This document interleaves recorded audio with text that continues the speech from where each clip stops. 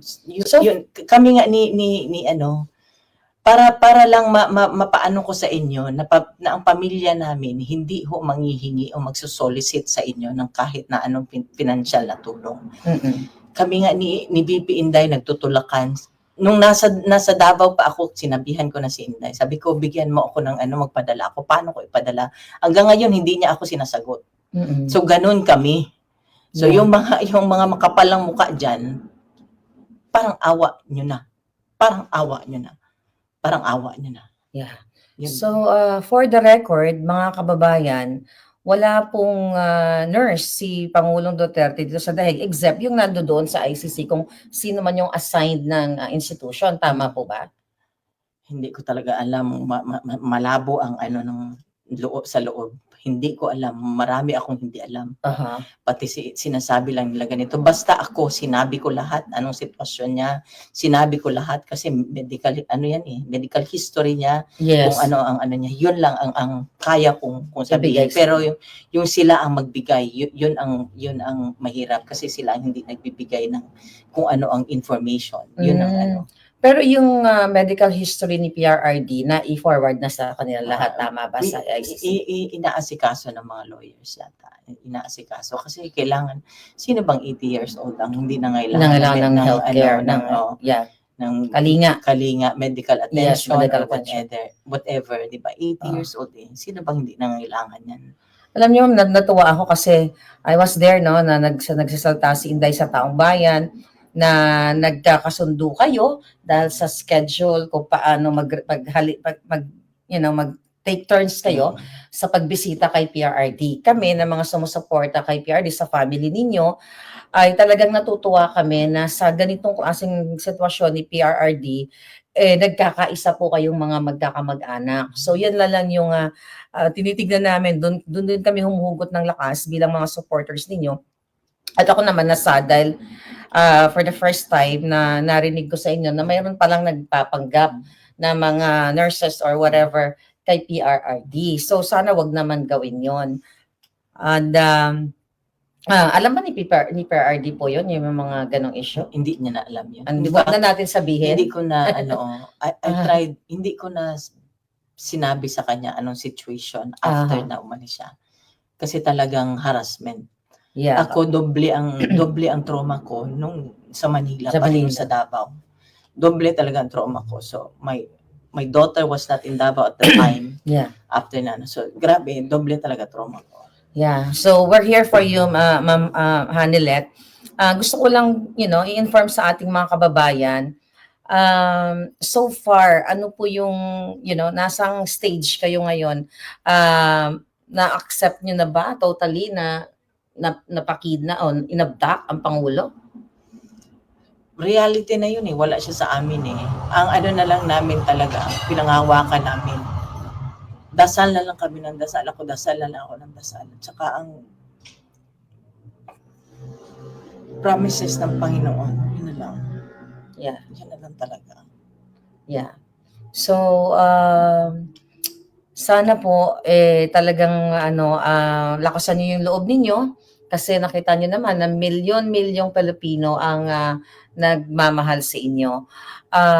May mga death threats po ba kayo so far? May mga wala naman. Pero yun na nga, marami sila kami lang Yeah. Sa Pilipinas po ba yung mga, I believe, 'di ba, parang medyo tinakot kayo noon, nakakasuhan and everything. Then later on, niretract inurong nila. Ang bahay namin, susulungin daw. Kaya hanggang ngayon, ever since na dumating ako galing from Manila, hindi ako nakakatulog sa bahay namin. Kasi God. Sabi ng ko, papalipat-lipat ako. So, I spared my daughter from such. And then, yung isa ng maliit na bata namin, pinatira ko muna sa iba. So talagang nagdulot ng traumatic experience yung nangyari sa inyo. So paano niyo po nilalabanan yung ganitong klaseng feelings, emotion na may takot syempre at yung mga pagigipit na ginawa talaga not only sa inyo lalo na kay PRRD na na-witness niyo po talaga, ma'am? Alam mo, ito na lang inaano ko, Marlica. Tao lang sila, may Diyos kami. Yeah. May Diyos kami. Yeah, tao lang sila, may Diyos May tayo Diyos na nagbabantay at maghusga, mag-host. maghusga sa kung ano man ang Sabi nga ni PRD, this is only temporary. Yeah. Sabi niya. So I hope talagang mapauwi na natin si PRRD. So yung mga lawyers naman, ginagawa naman nila yung dapat nilang gawin. And very positive po ba si PRRD nung time na nanonood kayo sa loob? Sobra. Mas siya. Hindi mo basta-basta Nagjo-joke pa rin siya, ma'am? Nakasmile pa rin siya. Nakasmile pa rin siya. Kasi pa rin niya yung kasi may mga guards doon. Aha. So, all my friends. Mga friends niya yung yung mga guard, talagang parang yung pagiging ni Pangulong Duterte palabiro, na-apply niya doon sa mga guard na. Tsaka mas siya nung nakita mo nung during the time doon sa Villamor. Yeah. Lagi pa ni Kitty ang emotional. Oo. Siya, kung kausapin niya yung mga hindi niyo ako kalaban, Adre. Oo, narinig Sinabihan po niya pa, hindi niyo ako kalaban. Ganun lang niya, Andre, ikwento, makinig ka. Ganun lang niya. Pero ma'am, ano yung feeling, ano yung nakita nyo dun balik tayo dun sa Villamor na, yung mga polis ba, talaga bang parang sila, yung gusto nila yung ginagawa nila na gipitin ang kanilang dating Hindi ko alam kasi Commander-in-Chief? it's masyadong subjective yan sila na yan pero Kasi may mga lumalabas sa video na yung ibang mga polis, may lumalabas lang na. Pero still, nandun sila, di ba? They implemented it. Yeah. Tumulong sila. International. Na nakikita talaga yung pagigipit kay Pangulong Duterte at nakita din yung impact sa buong mundo kung paano siya pinrotektahan. So, panghuli na lang po, ano yung gusto nyong ibuhos na mensahe sa ating mga kababayan, yung mga gumagamit sa pangalan ninyo, yung mga nagsusolicit, yung mga sumusuporta? May nakausap na akong isa, kasi ako, Marlica, prangka ako I can tell sabi po. Sabi ko, pinandilatan ko nga ng mata kung mayroon kayong magagawa, bakit hindi nyo lang gawain? Di ba? Sige, kung meron kayong magagawa, sabi ko nga, sa abot ng aking makakaya, sige. Kasi lahat naman may kailangan may kabayaran, di ba? Yes. Sabi ko, sa abot na aking makakaya, kung kailangan ko umutang, di ba? Yeah. So, yun ang ko na sana wag silang tumigil, dasal at suporta, wag yung tigilan kasi nakita nyo naman ang ginawa niya para sa Pilipinas at para sa Pilipino. Yeah. Kung sa Binisaya pa kasi mas mabigat hangyo ko o nakikiusap ako, para nyo na hong awa. Tulungan nyo po kami sa dasal, sa lahat po kung ano pong pwede nating gawin na maibalik ko siya sa amin. Wala na ho siyang gusto nga sa buhay. Gusto na at 80, gusto na lang niyang mamahinga. Yeah. Gusto na lang niyang mamahinga. Doon po sa lahat ng family ninyo na sumusuporta sa inyo at yung mga nagpapanggap na family. Doon lang ako sa message ko lang sa family lang kasi family lang kami sa family na lang na sabi ko nandiyan kami, nagtutulungan kami, may group chat sila Kitty at mga kapatid niya pagka kami lang talaga, wala kaming kung may narinig ako na may isa sa kapatid ng anak ko medyo naanuhan ng loob, sabi ko naki-encourage mo na, sabi ko kailangan matatag tayo ngayon. Lahat. Umiyak man tayo, kailangan natin lumaban, kailangan natin siya ipaglaban.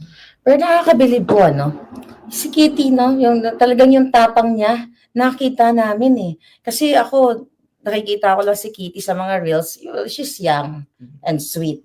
Pero nung nakita namin kung paano inabdak ang Pangulo, kung paano kayo ginipit doon, nagpakita siya talaga ng kanyang pagiging firm, matapang na bata at young age at may paninindigan. So as a mother, paano niyo po ba, brief and concise lang, sa amin, si Kitty, i-describe? Sabi ko nga noong pa yan, sabi ko, surrender ako. surrender ako sa anak ko kasi kaugali siya ng tatay niya. Okay. So sabi ko nga sa loob, sabi ko sa papa niya, sabi ko, you'll be proud of her kasi talagang kaugali siya ng kaugali siya ng tatay niya. Wow. Kaugali siya ng tatay niya. Kitang-kita naman namin. So, ayun. So, sa mga sumusuporta po sa inyo, ma'am, sa lahat ng mga taong hanggang ngayon patuloy na nag-gather, nag-celebrate post-birthday ni PRRD, mensahe niyo po, panghuli na lang.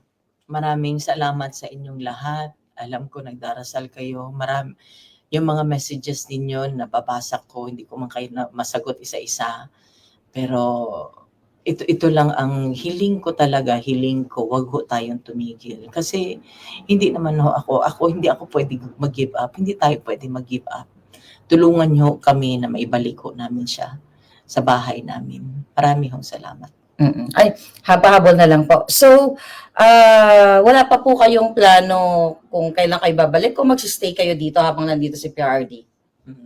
Pinag-uusapan. Pinag-uusapan pa lang.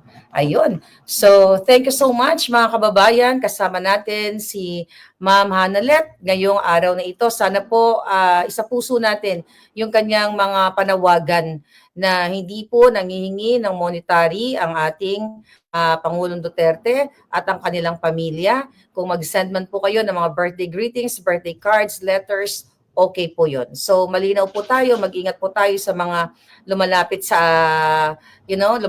inyo na nagpapakilala na ganito ako, kamag-anak ako, or ganyan. So, mahirap na po na gamitin natin ang sitwasyon ni Pangulong Duterte. Malungkot na nga yung pag-abduct sa kanya, tapos sasakyan pa ng ibang mga taong gumagamit sa pangalan niya, hindi po tama yon. At ayaw ni PRRD na ganon. Kung talagang totoong love niyo ang PRRD dahil sa kanyang mga ginawa sa bayan natin, wag po natin siyang gamitin. So maraming salamat, Ma'am Hanalet, sa inyong pagbigay ng kahit busy kayo. Thank you so much. Thank you.